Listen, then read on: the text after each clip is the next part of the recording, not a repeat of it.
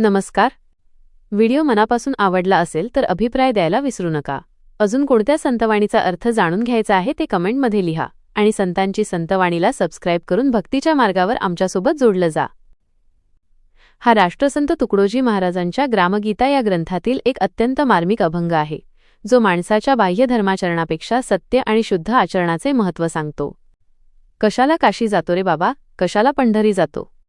भावार्थ. या चरणातून तुकडोजी महाराज थेट प्रश्न विचारतात की, हे माणसा, तू परमेश्वराला भेटण्यासाठी किंवा पुण्य कमावण्यासाठी दूरच्या तीर्थक्षेत्री जसे काशी, उत्तर दिशेचे पवित्र स्थळ, किंवा पंढरी, महाराष्ट्रातील महत्त्वाचे तीर्थक्षेत्र, येथे का भटकत आहेस? सखोल विश्लेषण. महाराजांचे म्हणणे आहे की देव किंवा मुक्ती ही कोणत्याही भौगोलिक स्थळावर अवलंबून नाही. बाह्य स्थळांना भेट देऊन, नद्यांमध्ये स्नान करून किंवा मूर्तींची पूजा करून खरी धार्मिकता प्राप्त होत नाही. जर तुझ्या मनात शांती नसेल, जर तुझे आचरण शुद्ध नसेल, तर तीर्थयात्रेचा काय उपयोग? परमेश्वर तर तुझ्या आत आहे. तू बाहेर भटकून वेळ आणि पैसा वाया घालवून स्वतःला का फसवत आहेस? हा चरण बाह्य कर्मकांडावर टीका करून अंतर्मुख होण्याची प्रेरणा देतो. उदाहरण. एखादा व्यक्ती दरवर्षी पंढरपूरला पायीवारी करतो, पण घरी आल्यावर आपल्या वृद्ध आईवडिलांशी नीट बोलत नाही किंवा त्यांच्या गरजांकडे दुर्लक्ष करतो. अशा व्यक्तीची वारी केवळ शरीराचा व्यायाम ठरते, आत्म्याचा उद्धार करणारी भक्ती नाही. खरी काशी किंवा पंढरी हे आपल्या शुद्ध मनात वसलेले आहे. संत सांगती ते ऐकत नाही, इंद्रियांचे ऐकतो. भावार्थ. संत महात्मे नेहमीच मानवाला सत्य, अहिंसा, दया, क्षमा यांसारख्या नैतिक मूल्यांवर आधारित जीवन जगण्याचा उपदेश करतात.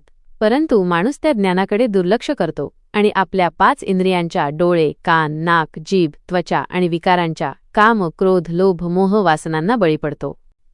सखोल विश्लेषण. हा चरण माणसाच्या विवेक आणि वासना यांच्यातील संघर्षावर प्रकाश टाकतो. संतांनी सांगितलेला मार्ग हा कल्याणाचा, संयमाचा असतो, पण तो कठीण वाटतो. याउलट इंद्रिये, उदाहरणार्थ स्वादिष्ट पदार्थांची हाव, सुंदर वस्तू पाहण्याची लालसा, आपल्याला क्षणिक सुखाच्या मार्गावर घेऊन जातात. माणूस तात्काळ मिळणाऱ्या सुखासाठी भविष्यातील शाश्वत आनंदाचे मार्गदर्शन नाकारतो. थोडक्यात तो ऐकून न ऐकल्यासारखे करतो आणि इंद्रियांच्या गुलामगिरीत राहतो. उदाहरण. संत सांगतात की लोभ वाईट आहे, पण एखादा सरकारी कर्मचारी जास्त पैशाच्या लालसेपोटी लाच स्वीकारतो. त्याला माहिती आहे की हे पाप आहे. संत उपदेश करतात, पण तो इंद्रियांचे ऐकतो, म्हणजेच पैशाच्या मोहाने, लोभ या इंद्रियाधारित विकाराने प्रेरित होतो. कीर्तनी मान डोलतो, परी कोंबडी बकरी खातो. भावार्थ. हा चरण माणसाच्या दांभिक ढोंगी आचरणाचे अत्यंत धारदार चित्रण आहे. तो मोठ्या उत्साहाने धार्मिक समारंभात, कीर्तनात जातो, भक्तीचे नाटक करतो, मान डोलवतो, पण प्रत्यक्षात घरी आल्यावर तो जीवहत्या करून मांसाहार करतो, कोंबडी बकरी खातो. सखोल विश्लेषण. धर्माचा मूळ आधार अहिंसा परमो धर्म हा आहे. ज्या कीर्तनात तो टाळ वाजवतो, तिथेच दया करा, शांती धरा असे अभंग गायले जातात, पण त्याचे आचरण त्या उपदेशाच्या अगदी विरुद्ध असते. त्याचे कीर्तनातील डोलणे हे केवळ देखावा आहे. त्याच्या मनात खरी दया किंवा करुणा नाही. धार्मिकतेचा हा बाह्य देखावा आतल्या क्रूर व स्वार्थी स्वभावावर पडदा टाकण्याचा प्रयत्न आहे. तुकडोजी महाराज अशा ढोंगी भक्तांना आरसा दाखवतात. उदाहरण. एखादा माणूस मंदिरात जाऊन प्रामाणिकपणे देवाला नमस्कार करतो आणि बाहेर आल्यावर रस्त्यावरील भुकेल्या भिकाऱ्याला अपशब्द बोलतो. देवपूजा आणि त्याच क्षणाचे अमानवीय वागणे हे दोन्ही क्रिया एकाच व्यक्तीत कशा असू शकतात? हेच मान डोलवतो आणि कोंबडी बकरी खातो याचे आधुनिक उदाहरण आहे. वडीलजनाचे श्राद्ध कराया गंगेमाजी पिंड देतो. भावार्थ. माणूस आपल्या दिवंगत वडीलधाऱ्यांचे श्राद्ध, पुण्यतिथी करण्यासाठी दूर गंगा नदीवर जाऊन पिंड, नैवेद्य अर्पण करतो, पण ज्यावेळी ते हयात होते तेव्हा त्यांची योग्य सेवा केली नाही किंवा त्यांना त्रास दिला. सखोल विश्लेषण. या चरणाचा अर्थ असा आहे की माणूस मृत्यूनंतरच्या कर्माला, श्राद्ध, पिंडदान प्रचंड महत्त्व देतो, परंतु हयात असलेल्या व्यक्तींची सेवा, प्रेम आणि आदर या मूलभूत कर्तव्यांकडे दुर्लक्ष करतो. जिवंत माणसाची सेवा हाच खरा धर्म आहे.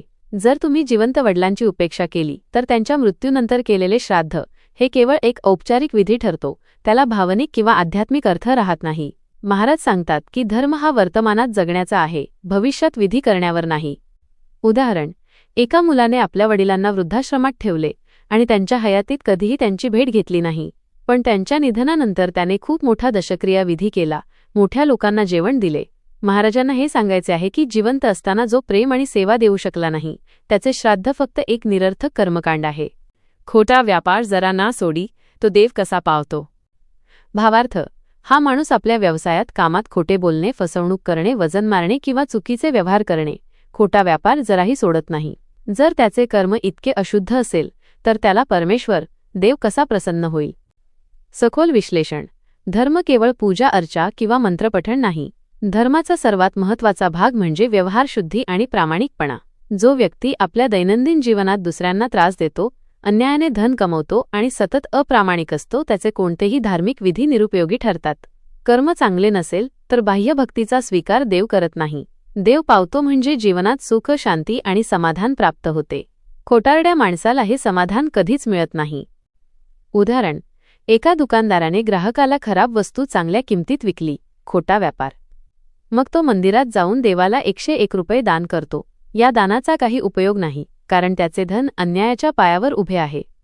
देवाचे आशीर्वाद सत्याच्या मार्गावर चालणाऱ्याला मिळतात, फसवणूक करणाऱ्याला नाही. झालेले मागे पाप धुवाया, देवापुढे नवस देतो.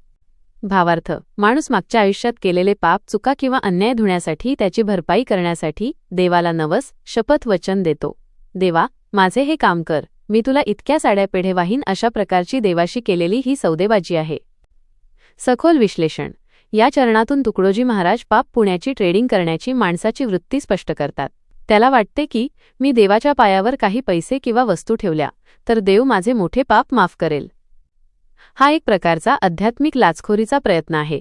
महाराज सांगतात की पाप नष्ट करण्याचा खरा मार्ग पश्चात्ताप आणि वर्तमानातले आचरण सुधारणे हा आहे, नवस बोलणे नाही. देव हा नवसाने विकला जात नाही, तो केवळ सत्कर्मांनी प्रसन्न होतो. उदाहरण. एका व्यक्तीने आपल्या कंपनीचे हजारो रुपयांचे नुकसान केले. आता त्याला भीती वाटू लागली, म्हणून तो देवाला नवस करतो की मला यातून वाचव, मी तुला सोन्याचा मुकुट करेन.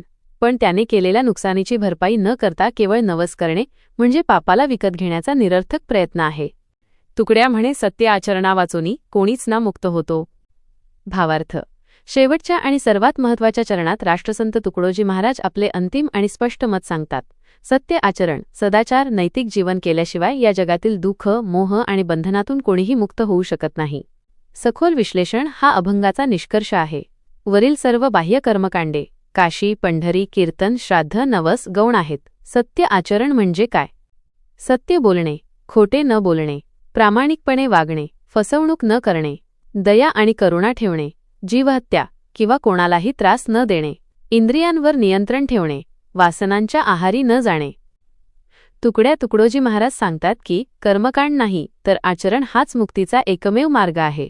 खरी मुक्ती म्हणजे दुःखातून आणि स्वार्थातून मुक्त होणे. हे केवळ शुद्ध, निस्वार्थ आणि नैतिक जीवन जगल्यानेच शक्य होते. उदाहरण. एका व्यक्तीने आयुष्यात कोणतीही मोठी पूजा अर्चा केली नाही, पण तो नेहमी इतरांना मदत करतो, प्रामाणिकपणे आपले काम करतो आणि कोणालाही दुःख देत नाही. त्याचे हे सत्य आचरण त्याला आत्मिक शांती आणि खऱ्या अर्थाने मुक्ती प्रदान करते, जी हजारो तीर्थयात्रांनीही मिळत नाही. अभंगाचा संपूर्ण व सखोल संदेश. राष्ट्रसंत तुकडोजी महाराजांनी या अभंगातून अत्यंत कठोर भाषेत धर्माच्या नावाखाली चालणाऱ्या ढोंगावर टीका केली आहे. मुख्य संदेश. तीर्थक्षेत्रात देव नाही, देव आपल्या आत आहे, मनात आहे. कर्मकांड, गौण, पूजा, नवस, श्राद्ध हे आचरणाशिवाय निरर्थक आहेत. सत्य आचरण सर्वश्रेष्ठ. मुक्तीचा एकमेव मार्ग प्रामाणिकपणे, दयेने आणि नैतिक मूल्यांनी जीवन जगणे हा आहे. हा अभंग माणसाला डेफ माणूस डेफ म्हणून जगायला शिकवतो आणि डेफ मनुष्य धर्म हाच खरा धर्म आहे हे सिद्ध करतो. धन्यवाद. पुन्हा भेटूया नव्या संत वाङ्मयाच्या अमृतरूपी दरबारात, नव्या भक्तिविद्येच्या संगतीत. बोला पुंडलिक वरदा हरी विठ्ठल. श्री ज्ञानोबा तुकाराम पंढरीनाथ महाराज की जय. रामकृष्ण हरी. नामस्मरण करा, आनंदात रहा.